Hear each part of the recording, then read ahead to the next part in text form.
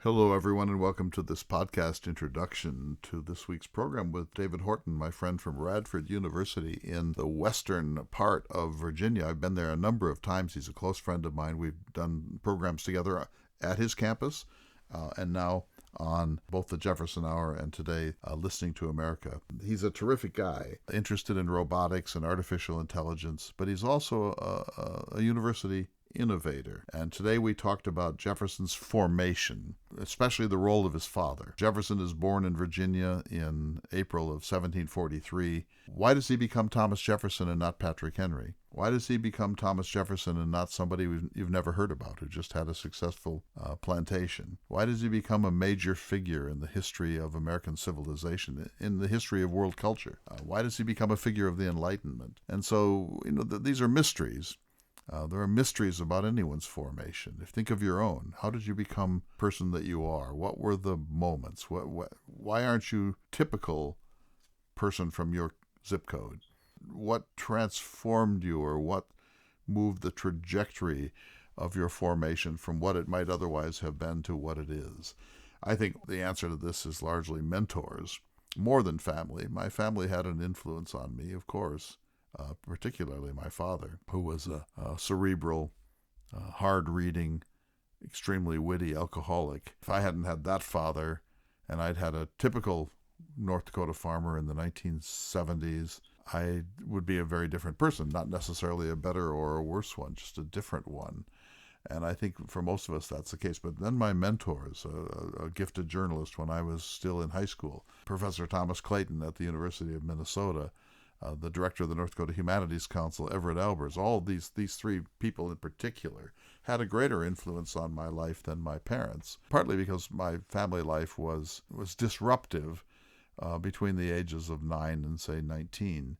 But still, I think this is true for most of us. And so this has, huge implications for the future of higher education. What is it we want to produce with higher education in the 21st century? I know some young people who can work their way around a smartphone the way a concert pianist works her way around a grand piano. I don't have those skills. I'm still bumbling, it's a slightly alien world to me. I can do some of it, but it's essentially another language for me that I have not fully mastered, and it shows in my life. So these young people are going to be savvy. They're going to be well connected. They're going to know how to find stuff. They're going to book their flights online. They're going to pay their taxes online. They're going to date online. They're going to educate themselves online. They're going to communicate online. And this is just the beginning. And we're really in the first phase of the great digital revolution and the communications revolution of the 20th and 21st centuries. So it'll be fascinating to watch. I won't be around for some of it, unfortunately, but my daughter will, and I'm certain that she'll take it very, very seriously. She's had gifted mentors that have changed the course of her life. I think not quite to the extent that happened in mine, but it's too soon probably to know. David Horton suggested this conversation about formation. Thomas Jefferson's father died when he was 14. Thomas Jefferson's relations with his mother are sort of shadowy, not necessarily negative, but shadowy. Clearly it was his father who was the key figure then, and then he had this mentor at the College of William and Mary named William Small, played a more important role than anybody except Jefferson's father, and maybe more than Jefferson's father. So we talked about all that. We talked about the functions of higher education, which in Jefferson's time was not for everybody. In the 1960s particularly, we exploded higher ed, and we decided that everyone not only should have access to higher ed if they wanted, but we also made it a cultural norm that everyone should, if possible, have some post K through 12 education. I think that's changing now. We've sort of seen that experiment through, and a lot of people are saying maybe that was not necessarily the best model for education in the United States. I disagree.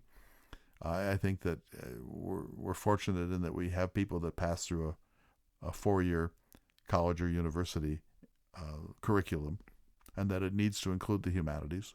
It needs to have a liberal arts coefficient, they can't just be workforce training, and that we want education to transform us. And I think what was most interesting and what was most moving in the conversation today came from David, who talked about these young people who turn up at Radford or other institutions. It could be Yale for that matter, and they're uncertain, and they are they're sort of carrying their parents' political, economic, social, and intellectual baggage, religious baggage, which is not necessarily a bad thing. When they get there, they're not finished, and they don't really know who they are yet.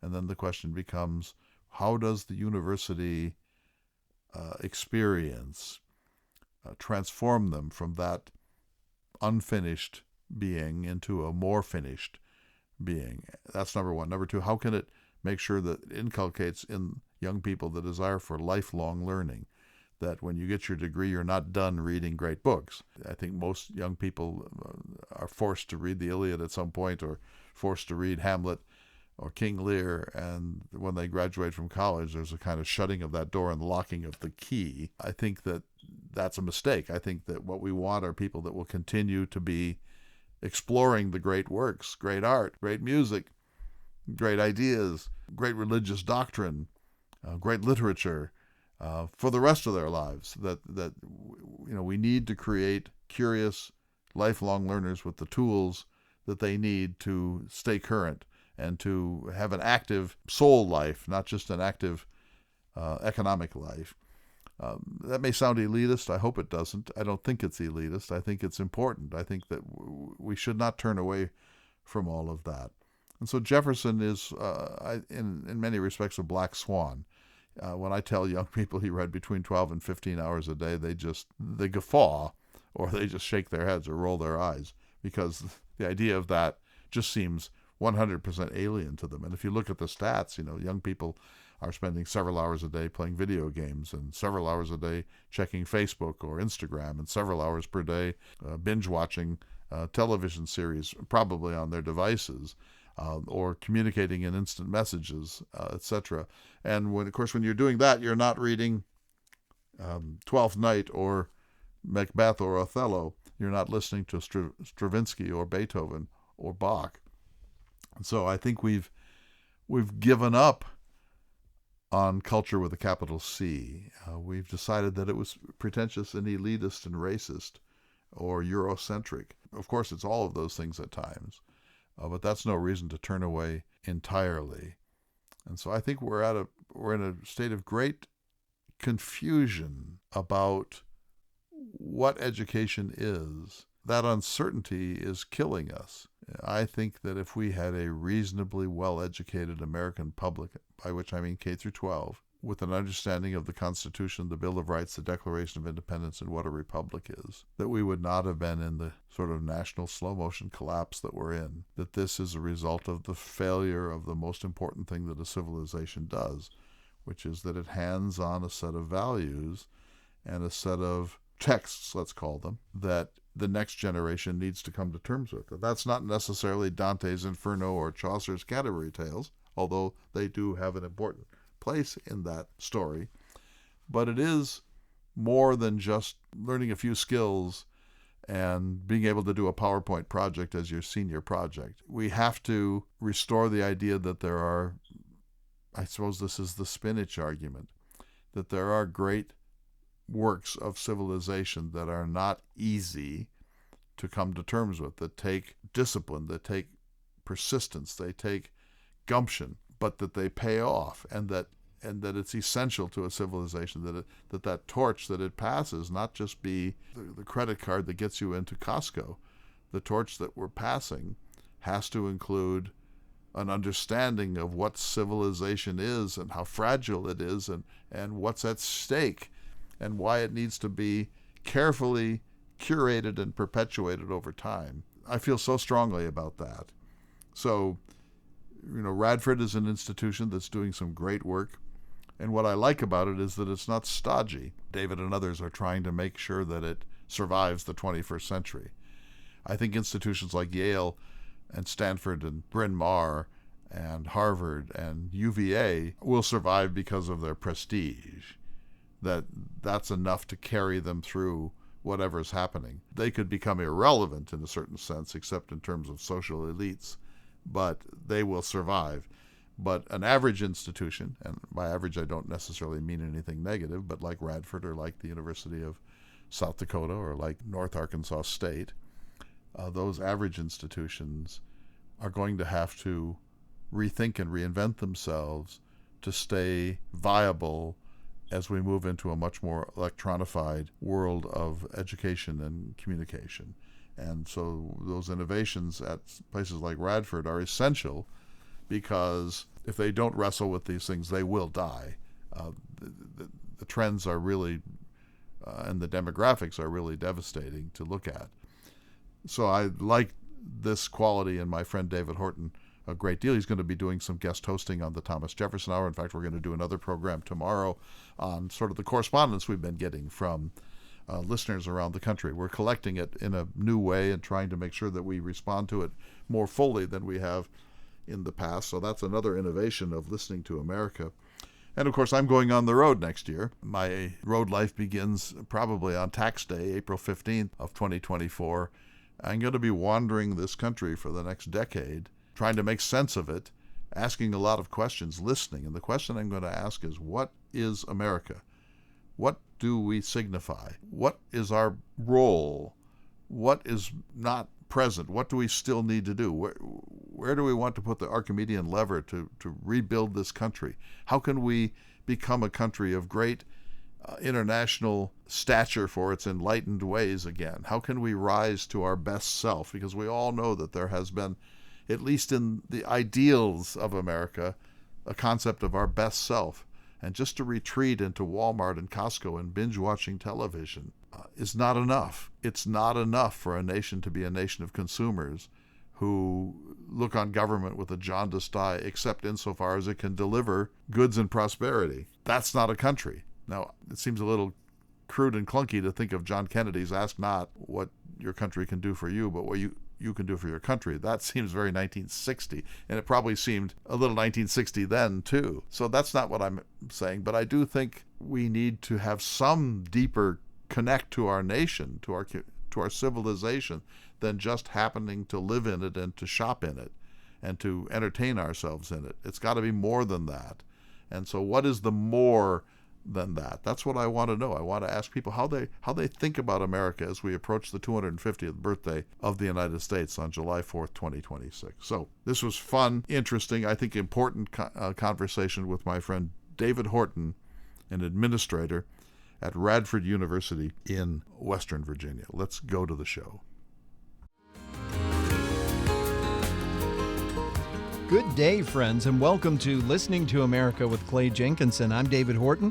I have the distinct honor as serving as guest host today, and we have a very special edition of Listening to America where we're going to have a conversation with Thomas Jefferson. Mr. President, welcome. We are so glad to have you with us today. Good day to you, citizen. So one of the things that I have always wondered about in all of my years of learning about you, Mr. President, and listening to the Thomas Jefferson Hour over the years was what your life might have been like had you not pursued national and international service, and had that not been the job of the day with that. I'm curious to know a little bit about your family history, and to talk about how the influence of your father in particular and your parents might have resulted in different career paths had you not been the author of the Declaration and a founding father.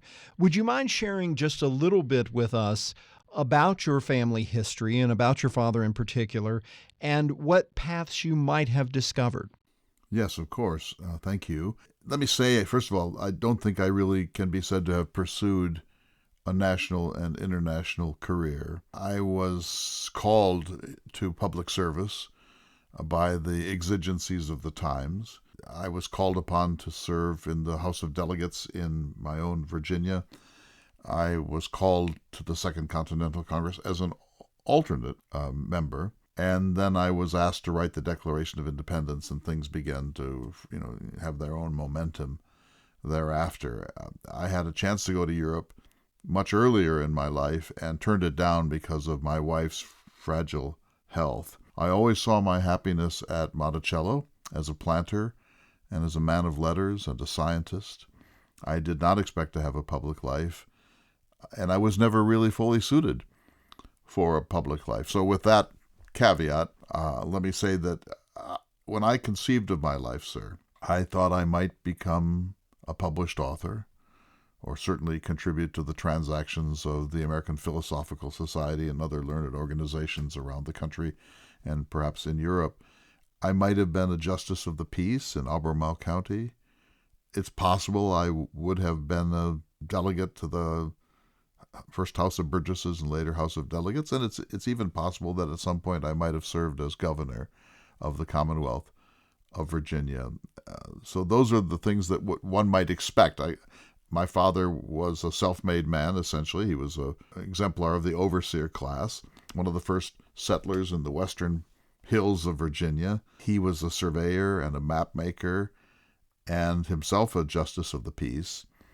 And that's sort of the template that I thought my life might follow. With that in mind, as I was reviewing some of your biography and thinking through this a little bit, the Jeffersonian life, there is the agrarian life that Yes. you speak of so eloquently, but so much of what I see in the rearing that you were provided, while your father's education hadn't been as strong, and certainly he was a self-made man, having learned to become a surveyor and so many other things, your education was immaculate in many ways and provided you opportunity for books and music and many of the finest things in life. Many times a simple farmer, a simple gentleman living in the countryside does not have that opportunity to seek the knowledge of the world and the things that the world has to offer. So I'd like to explore, was that truly a path, Mr. President, that you think you might have been able to pursue happily with your love of literature and fine wine and food from around not only the Commonwealth, but around the world? If you could speak to that just a little bit. Yes, thank you. So, first of all, I think I would have been content with that. I was always an uneasy public figure. I'm a very shy man. I don't like the give and take, the tussle of political life, the clash of ambitious men, debating societies, and people whose self-love and self-regard get in the way of good public policy. So I wasn't really suited for the life of a democracy and suffered pretty seriously from the aggressiveness of that world, and always looked to Monticello as a haven that I longed to get back to. That's the first thing. Secondly, the agrarian idea. I think in your time it's less potent, but it was very potent in my time. And keep in mind that 97% of the American people were farmers in my day. So we were all self-sufficient farmers, essentially. I probably was less self-sufficient than most because I was growing tobacco for export. But the agrarian ideal goes back to Homer in the ancient world and to Horace in the Roman world. That's why I said in Notes on Virginia, those who labor in the earth are the chosen people of God. And I had a kind of Horatian concept of the farmer who works moderately hard in his fields, but at night sits around the fire with the best wine that he can locally obtain, having conversations with his amiable spouse, learning perhaps Greek and Latin, and so on, having some public role, but a very small one, and constantly retreating back to that farm, in Horace's case a Sabine farm in the hills well away from Rome. That was the ideal, and it was a literary ideal, I will admit, what in your time you might call a trope, and it didn't bear out in strict realistic economics very well, but it still was what captivated me all of my life. So to answer your question directly, I wrote a letter about my closest friend, Dabney Carr. We were inseparable. We attended school together. These were private schools that were held by clergymen in our neighborhood. And he and I used to go up to the little mountain that I later called Monticello, and we would take the saddles off our horses and lie on the ground and talk and dream and think about our lives. And we made a pact that whoever died first would be buried there, and then the second person eventually would be buried there too, which in fact occurred. He married my sister, and I wrote a letter saying, here is this man of great gifts, married to an amiable woman, living in a modest house with some small amounts of basic furniture, eating bacon, and he seems like the happiest man on earth. And I thought, that's a path. That is a path I might have taken. I might have chosen a modest life. I might not have built a domed house. I might not have built a second home at Poplar Forest. I might not have bought the best wines in the world. I might not have had one of the great collections of musical instruments and musical scores in the country. I might not have collected a library of 7,000 volumes, which became the seedbed of the Library of Congress. I might have lived that quieter life. And frankly, sir, had I lived within my economic means, I would have had to lead that life. I never had the wealth to live the life that I actually led. I lived on borrowed funds and wild speculation about better prices and better crops all of my life. When I think of my friend Dabney, who died, unfortunately, as a very young man, just as he was beginning to take a role in the state of Virginia as a public role, I think of alternative paths. But the fact is, for some reason or other, I could not see that as my destiny. My destiny is the one you know about, the man on the $2 bill, the man on the nickel, the founder of the Library of Congress. And Mr. President, I think that's a brilliant assessment. As I was looking at a lot of the descriptions of how you met your beloved wife, and the things that you had in common with her, music and literature and a love of the world seemed to be the binding elements that brought the two of you together. And it felt like very much the stars had aligned for you to find each other. But again, I'll go back to the gentleman farmer versus the scholar and the world bon vivant, for maybe lack of a better term. Maybe that's not the appropriate term. Would that relationship have turned out in the same way without that common interest and passion? I'm curious as to your thoughts on that and the reflections you might have had, because it's fascinating to me to think of the Mr. Jefferson that you had in your mind and the President Jefferson, the founder of the University of Virginia, the author of so many important elements of the United States of America, as almost two divergent paths, even though there are commonalities in them. Could you speak to that a little bit? Certainly. So I was married for 10 years. My wife, Martha Wales Skelton Jefferson, was a widow when I got to know her.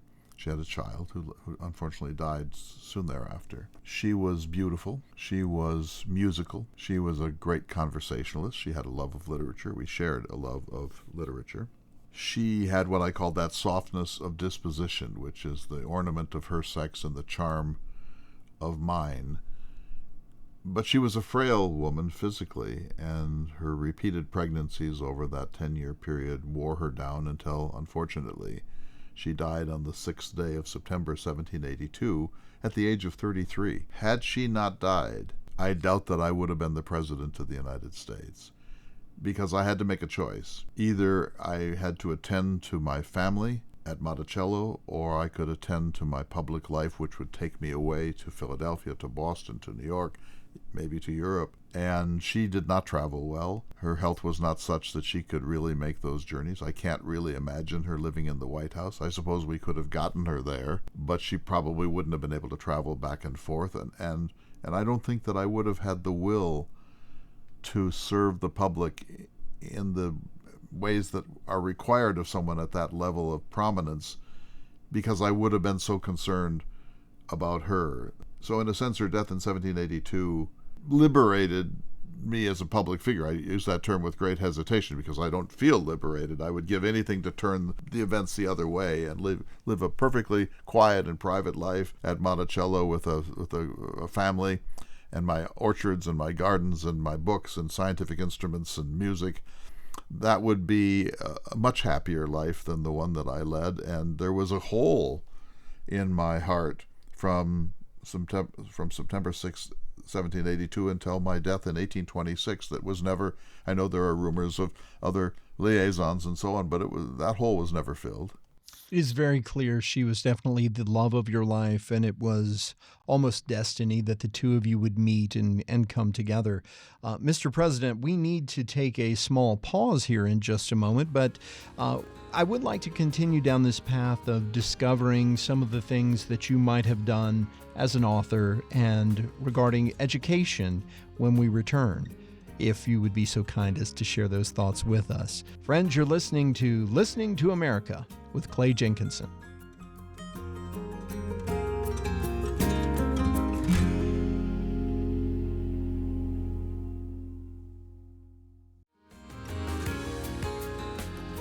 Welcome back to Listening to America with Clay Jenkinson. I'm David Horton, and I have the honor of serving as guest host for this edition, where we are having a wonderful conversation with President Thomas Jefferson. Mr. President, thank you so much for being with us once again today. Of course, I won't say that it's a pleasure to talk about my private life, but I'm willing to do it. I think it's incredibly enlightening for those of us who have observed the things that you did centuries ago at our time, but also to understand who you are as a person. I think that's really crucial, and we're so thankful for your willingness to share these very confidential moments of your life. We've been talking, unfortunately, about the passing of your incredible wife, Martha, and how that impacted you. Liberated was a word you reluctantly used, but I might say perhaps motivated also helped to provide a pathway for you to serve the public at a greater level. But I would like to come back to that, but I'd like to shift the focus a little bit and talk about your relationship with your father. And I know that there were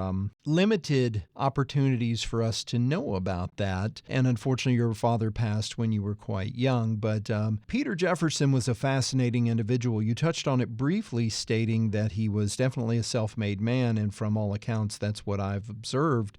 Even though he did not have many opportunities early in his life, he made the most of what he had. Could you speak a little bit about your perceptions of your father and the influences you felt? He was a hero to me. Unfortunately, he died when I was 14 years old, and I had not had enough time with him because even during those 14 years, I was frequently at day schools or schools where I would be gone for the week. He was often gone. He played an important part in the cartography of Virginia, and he, with a man named Joshua Fry of the college, determined the boundary between North Carolina and Virginia and produced the first adequate map of Virginia. So he was extraordinary. He was an explorer. Maybe the Lewis and Clark expedition is born in my father's own journeys into the western parts of Virginia, which were a howling wilderness at the time. He was an enormously strong man. He could lift giant kegs of tobacco, could pull apart a wagon. He could pull a wagon. So he had kind of a manly physical strength that you want in a frontier society. He was a man of great integrity. He was called upon not only as a cartographer, but to engage in other diplomatic events in Western Virginia. He was involved in relations with the native peoples of the western part of Virginia. He was a man of extraordinary discipline. He never put something off till tomorrow that he could do for himself. The greatest gift he gave me, by far, was that he had a library of about 40 volumes, which was huge at the time. Most people had no books or one or two, maybe a Bible, maybe a Shakespeare. He had 40 volumes, and they were well chosen, and he put them at my disposal. His wish was that I would be classically educated, by which he meant fully, deeply educated. And this set the destinies of my life. Had he been Patrick Henry, and thank goodness he wasn't. Thank goodness I'm not related to Patrick Henry.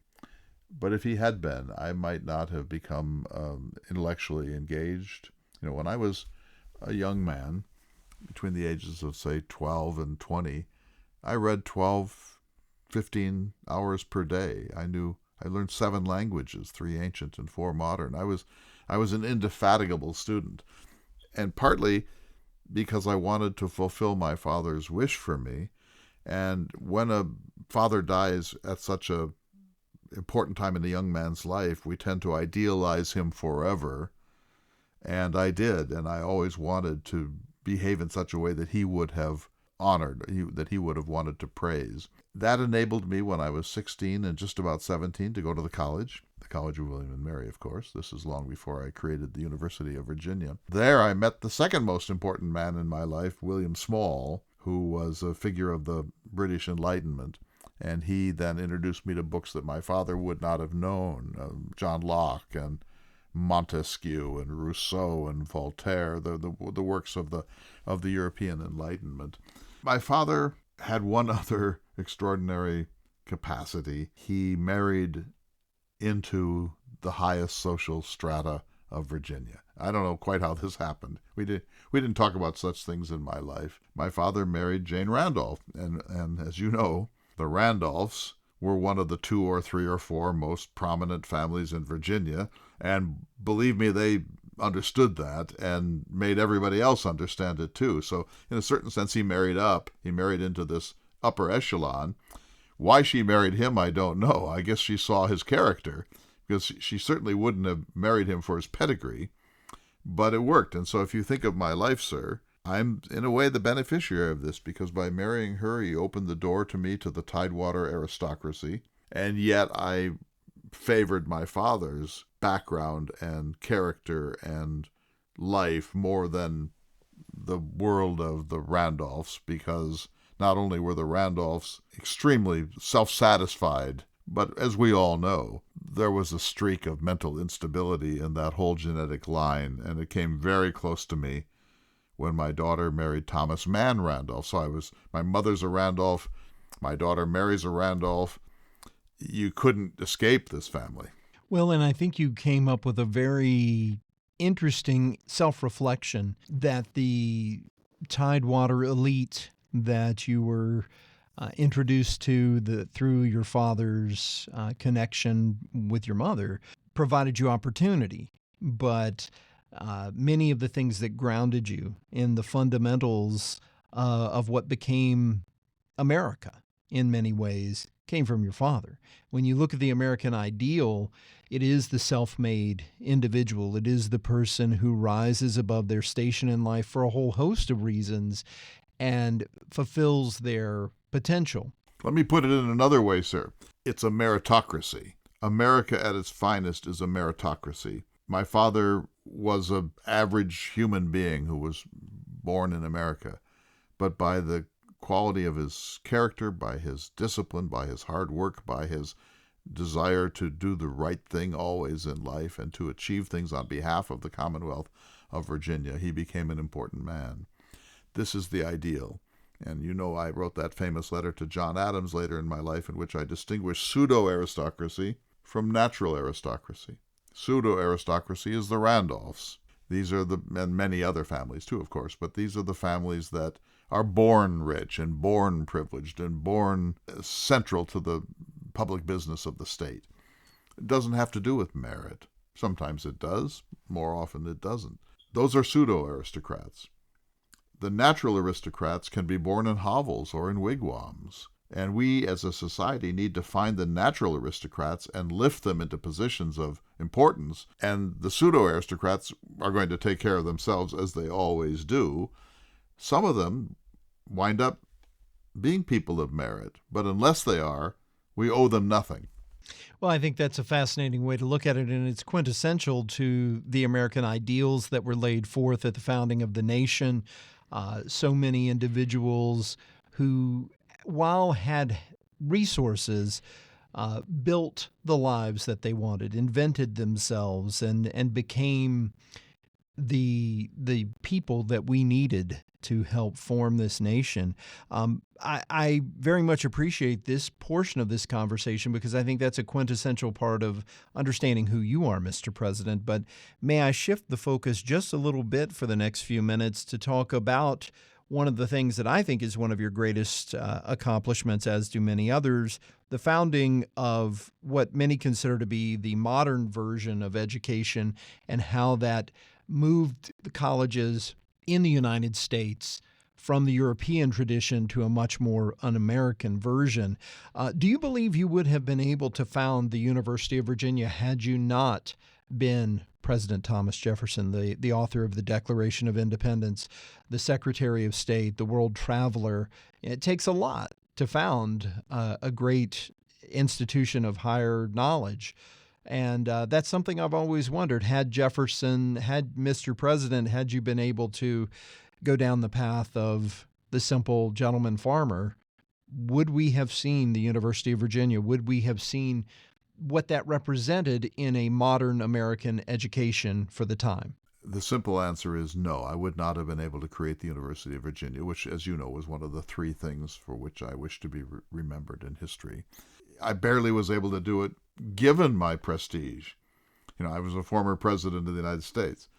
I was the first Secretary of State. I was a former governor of Virginia. And when I came to create the University of Virginia in my retirement, it took all of that accumulated prestige and more to get it done. And you must know it barely happened. The legislature didn't want to do this. They regarded this as the whim of a philosopher at Monticello who was not always pragmatic. There were several times when it looked as if it just wasn't going to happen. It took the fact that I was the author of the already most important document in the history of human liberty to get this over the mark. Well, and I'd like to talk about what was accomplished when the University of Virginia was established. As someone who has worked in education for the last few decades, I see the importance of providing opportunity, especially to first-generation college students where, just like yourself, Mr. President, their families had not come from opportunity and not come from significant classical education or even perhaps much training, and how the University of Virginia and the schools that were modeled on it after that really transformed life millions of times in thousands of institutions. But I see this as so central to the mission of your great institution. Could you speak to that? First of all, my critique of William and Mary, it's located in a terrible place. Not only is it not central in Virginia, but it's a miasma of humidity. And, in my time, we had no antibiotics. It was plaguey. You took your life in your hands to be there during the summer months. That's number one. Number two, the architecture is deplorably bad. And I said once that, except that the buildings have roofs, you'd think that they're brick kilns. And third, it's just so smug. It's so full of itself as an institution. And by the way, not very good education when I was there either. So I tried to reform it. They wouldn't be reformed. So then I chose a central place in Virginia, which, of course, coincidentally was near Monticello, but central to Virginia. And I had a completely different concept. So instead of training gentlemen's sons for whatever gentlemen's sons do in a state that pretends to be an aristocracy, I wanted to create an institution that would generate natural aristocrats, just as you were saying. So at the University of Virginia, the buildings are fabulous. The rotunda alone is almost a perfect structure. Had nothing to do with me. It's a model of the Pantheon, and when you see it, you're drawn to reason, not irrationality. You're drawn to reason and good sense. The curriculum was meant to be open, that there would be no requirements. Young people would come when they were ready. They'd study what they pleased, and they would leave when they felt full. That didn't last very long. I was not allowed to have all of my whims at the college, but it also is secular, sir. It was not the first institution in the United States, but certainly the first in Virginia that was 100% secular. There was a long and acrimonious debate about this, including in the House of Delegates, because many people thought that was blasphemous not to have chapels and so on. My solution was that there was a perimeter, and that was called the lawn or the campus. And outside of that perimeter, if the Baptists wanted to build a seminary, I was completely happy for them to do so, or the Methodists or the Lutherans or the Anabaptists and so on. This worked out. And I believe that the university should, any university, including yours, should pursue truth wherever it takes us, even if that takes us into some dangerous zones, that we should follow truth, and the truth will prevail when left to itself. And every institution that is a church institution at some point butts up against the line of demarcation between faith and reason, and that destroys the capacity for unlimited inquiry. And that was kind of exactly where I was hoping you might go with that, because I think that's a crucial component to the success of the United States of America over the last several hundred years, that we have looked to imbue the average citizen with opportunity, to provide pathways for success, and to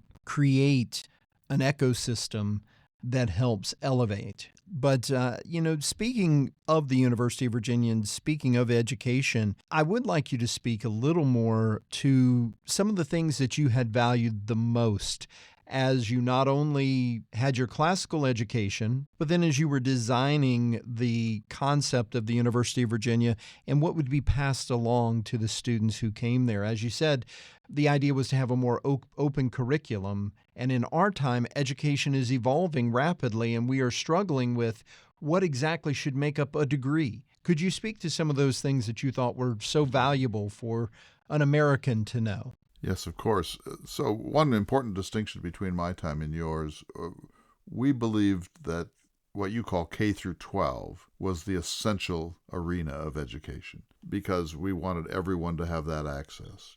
And we do it not because we want people to understand trigonometry or astronomy or physics. We do it because we want them to be citizens. And so it's really citizenship training, discernment of the truth, capacity to read texts, capacity to write in grammatical English, familiarity with civics and with civic engagement, virtue as it was understood back in the Roman Republic.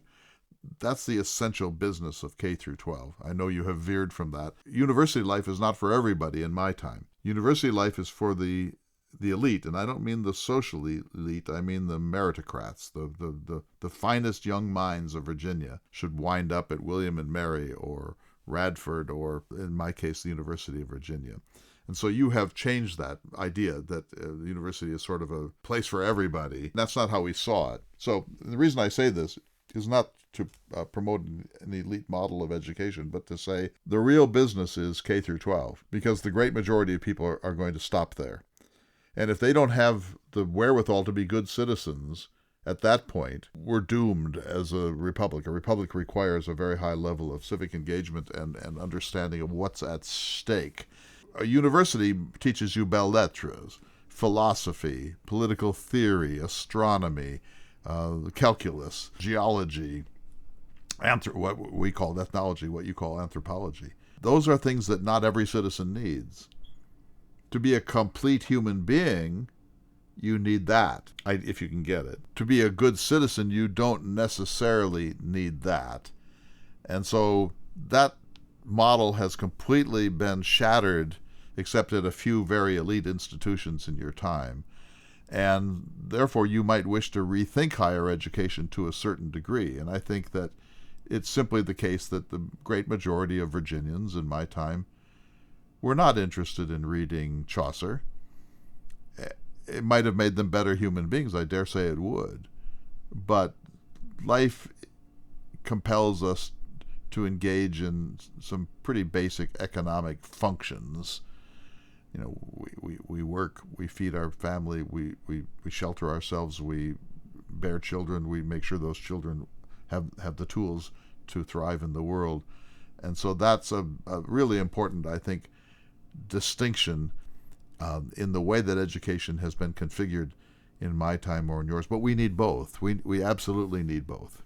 Mr. President, thank you so much for sitting down with us today as we have reflected on some of the pieces that influenced your early life, on your family history, and how living the life that you live ultimately resulted in so many things that impact us even today here in the 21st century. We do need to take a short break, and we so very much appreciate your willingness to speak with us. We're listening to America with Clay Jenkinson, and when we return, Mr. Jenkinson will join us.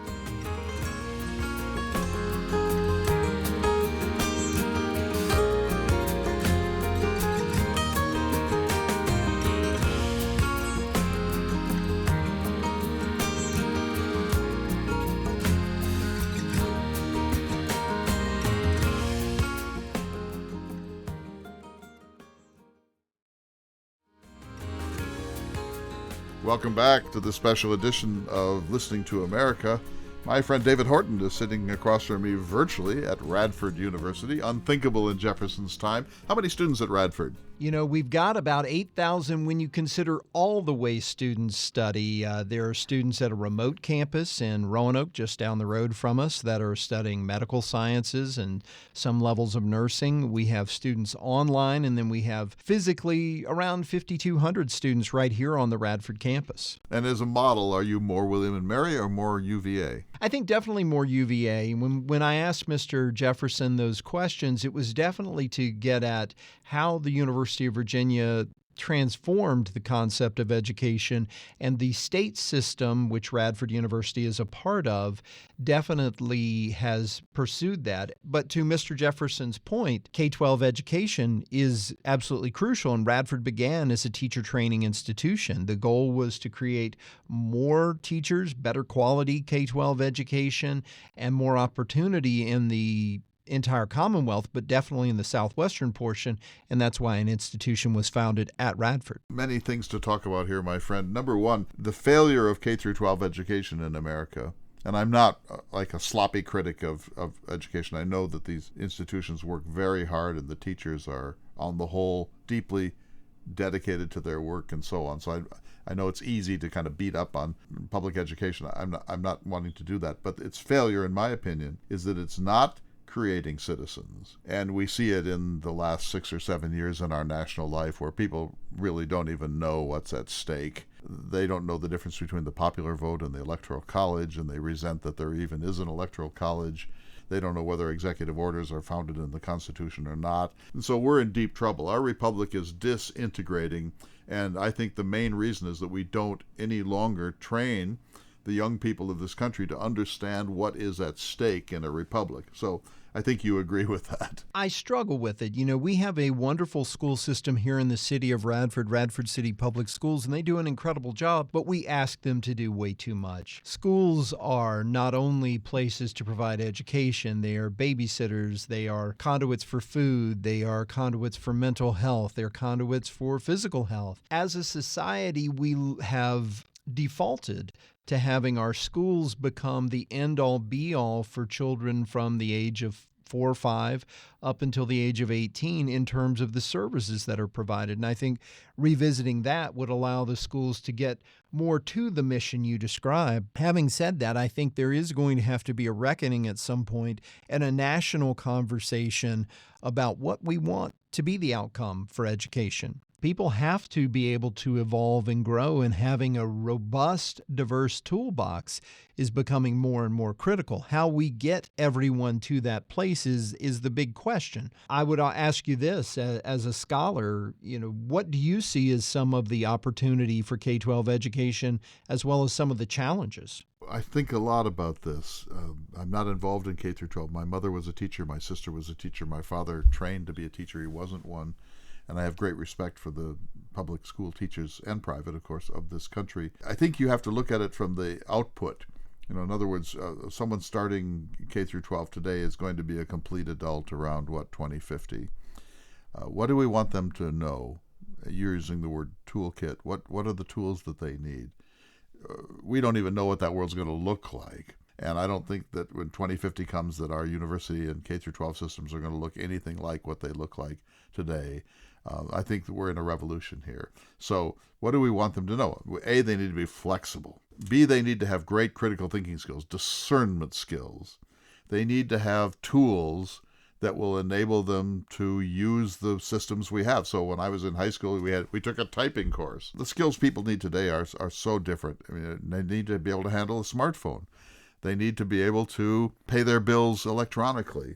They need to be able to look something up, say about the Holocaust or about Thomas Jefferson and slavery, be able to decide whether it's reliable or unreliable. An understanding that the world is just going to be a breathtakingly different place every 2 years of their lives, and that it's not enough to know the history of the Civil War. In a sense, that's not going to help them through life. And so I start that way. What's the toolbox that we want people to have? And I think people are thinking about this, of course, but I think it's going to be difficult. So we've got to adjust, right? And we've got to find a way to do it that is not a conservative answer or a liberal answer or a Republican and Democrat answer, because if we have those barriers of party line in place, we'll never get there. And that's one of the biggest challenges that I see moving forward. But you hit the nail on the head with critical thinking. If I had to say one thing, that has to be imbued really from the earliest levels of education all the way through, because that is truly becoming more and more crucial. We talked about artificial intelligence. We talked about deep fakes and videos and audio that will be very, very apparent that it is true and it's not. Also, the other piece is how we meet the needs of our citizenry with a K-12 education all the way through whatever degree someone might achieve, whatever training. But the deep politicization of this is going to be crucial. And I think that's a hard part because so many people see opportunity and advantage to taking a political approach to education. I think you're absolutely right. I think that we need to move sort of in the sense of the German model and make practical training more legitimate and have less of a kind of an attitude about that. I think welding is really important and landscaping is really important, and we need to restore the idea of the dignity of work. You don't have to be able to read biographies of J. Robert Oppenheimer or understand a little quantum mechanics to be a complete human being in our time. I think that's really essential, and I think we've been kind of moving down the wrong path on that. At the same time, I'm really worried about what's called workforce training. I don't believe in workforce training as a model for higher ed. Yes, of course, that has to be a factor. But what Jefferson said really deeply moves me, and I think it moves you too, that to be a complete human being, it's not just preparing for a life in the economy. To be a complete human being, you need to be able to read great texts. You need to be able to discern beautiful music. You need to be able to see beyond the limits of a narrow economic paradigm about life. You need to be able to know something about how we got to where we are. And I think that that's not for everybody, but everybody should have a chance to have some of that. And if you start to eliminate that as is happening, I mean, I know a prominent candidate for the presidency on the Republican side who said recently on a talk show, 4-year education was a mistake. It's a German concept from a couple of hundred years ago. We don't need that anymore. I could not disagree more profoundly with that. At the same time, we need certification and 2-year schools and training schools, community colleges. I want to get back to Jefferson for just a minute here, my friend. You brought up his life, and we talked a lot about his father. We did not mention his mother, the Randolph. And he didn't really talk about her either. And that has led some biographers to say that, well, he didn't like her or whatever. I don't think that's true at all. I think that his mother was a Randolph, and he said at one point she traces her lineage well back into British aristocracy, to let everyone give what credit they want to that. And it's a little snarky, but I think he's an anti-aristocrat. So he's this amazing figure, David. He's an aristocrat as Democrat. You know, of all the founding fathers, and I say this again, of all the founding fathers, Jefferson is the one and only one who really believed that average human beings are up to it. Absolutely. And that's kind of what I wanted to get to with today's discussion as we went through, was how much his father represented that American ideal that he discussed so often in all of the things that he did. You even see that with the founding of the University of Virginia. So there was a method to this madness a little bit today. And I would even say, part of the struggle he had in perhaps describing his mother or sharing, part of that was his reluctance to showcase so much of his personal life. Of course, at the time, men talked about their fathers far more than their mothers because that would be the guiding force in their lives in some ways. But I think Jefferson is the perfect mix of both. And it is crucial that we talk about both because the opportunity, the literature, the music, all of the pieces that enriched his life really came from his mother's side. One of my theories has always been that the person Jefferson professed to wanting to be would never have been possible for him. And I would love to talk about that. I think my perception is he would have been restless as a farmer, even though he may have enjoyed those things. There were so many other pieces to him that he wanted to explore and paths he wanted to go down. Can you speak to that a little bit about how it was maybe inevitable that Jefferson became the person he was. Absolutely. I think that's a very shrewd insight, David. He wrote that letter that I think is really a central and critical letter about Dabney Carr, that he was content with bacon and some stick furniture, in a modest house. And Jefferson, I think, sees that as a possibility, but he knows it's not him. And why isn't it Jefferson? It's partly his parents, of course, but it's also something else that happened. I mean, he's America's Da Vinci. So most Virginians learned a little Latin, the Virginia white gentlemen, and they used it as tags in their correspondence or cocktail parties. Jefferson goes deep and reads all of Latin literature. Jefferson's always doing what others are doing as sort of a finishing school to actually master things.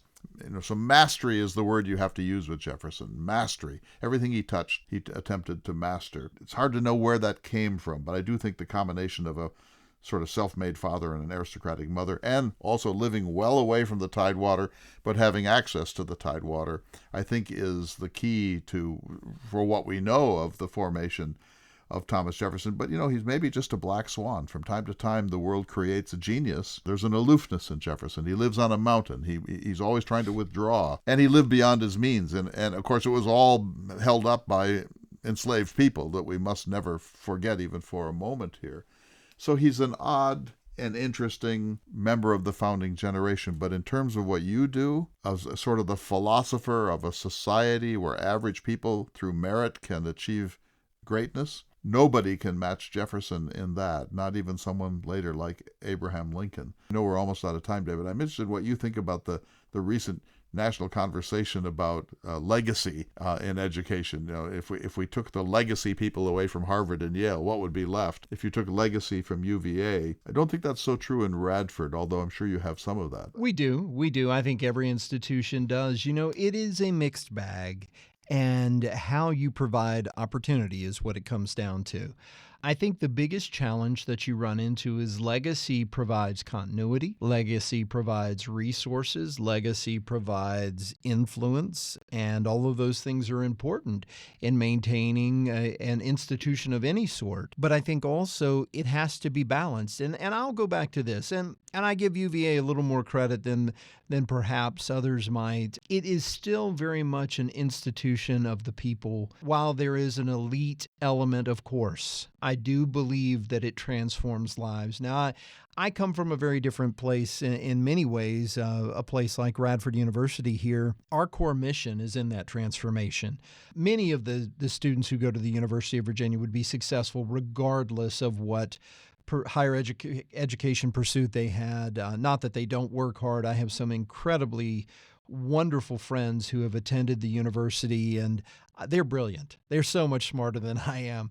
But I was that person who truly benefited from the Socratic method, from that teacher-student relationship. And that's what a school like Radford does so well, and so many do so well. And that is one of the threads. One of the whole pieces of this discussion was to pull these little threads of Jefferson's life and how it was almost inevitable that he went down the path that he did, that it would have likely been impossible for so many things to happen for him, for what became the Commonwealth, what became the United States of America, and what became the modern world. There's so many things that happen in our lives that we don't anticipate, that we don't necessarily invite, but that inform the things that we become. And perhaps it was inevitable in our origin story that those things happened to form the person, the persona, the outcomes that our lives generate. All of that ties together. Yeah, so just a couple of things. I know we're really short on time now, David, but number one, the importance of mentors. So Jefferson's encounter with William Small was as important as his birth and his parents, including his father. It's so important to keep the mentorship model alive, and it's dangerous now because of sexual predation and the perception that we're moving into an electronic universe in education and so on. But the actual relationship between an older, knowledgeable person and a younger, impressionable person in a true trust relationship is essential to the future of education. It was central to my education. I'm sure it was to yours, and we must never forget that. And just because there is sexual predation in the Catholic Church doesn't mean we end the priesthood, and just because there's sexual predation in the professor-student relationship, we mustn't turn away from that. Second thing, the most moving thing I heard today was when you talked at the beginning about transformation. I think that's the key to it. So I think of a young person going off to Radford or the University of Virginia or Yale, unfinished and confused and kind of carrying the family baggage, and then coming back for that first Thanksgiving and shocking everyone by quoting Marx or denouncing the Pilgrims or whatever, But because that's so important that we don't want the same person to come out of college who went in. We don't want to strip them of their values. We don't want to proselytize or indoctrinate, but we do want them to undergo a very serious transformation. I'll give you a quick example. My daughter went to Columbia. At first, she had a roommate who was a Jewish woman from New York, and she became a Zionist. And at Christmas, I said, okay, I'll be interested to see how that works out. Then she took a course from a famous Palestinian historian, and she became an anti-Zionist. And I love both of them because it meant that she was processing the complexity of the world, and there's no simple answer. And anytime you take one paradigm, you're mistaking. And so when people like Rick Santorum and other conservatives say, we mustn't let the universities teach our children to hate America, they're speaking nonsense. I'm sure this happens in a handful of cases, but on the whole, that transformation is the very essence of what education should be. And I don't have any preferred outcome. If they come out becoming libertarians of the Ayn Rand sort, I have no quarrel with that, but I don't want them to be the same person coming out that they were coming in, because nobody is ready at 18 to understand the world. I think you're exactly right. And so much of it is about a process of evolving to become the best version of who we are. And we don't want to limit that to an expected outcome in many ways, because it limits our possibilities and we don't have that margin for error. We need people to be all of those diverse, different things to provide the rich tapestry that allows our society to continue to grow. One last thing. You mentioned robots. I can only be bitter about that because you still owe me a robot from like 10 years ago now, and we've gotten tremendous response to our program on artificial intelligence. And I do think that, things I said 5 years ago to students, we need to flip the classroom, and that, there's nothing that's not in the smartphone that a professor really can teach you. Those things seem like antiquated now because things are changing so fast. And it's hard to know what higher education can possibly look like. Even 10 years from now, we are certainly going to move into a more virtual model.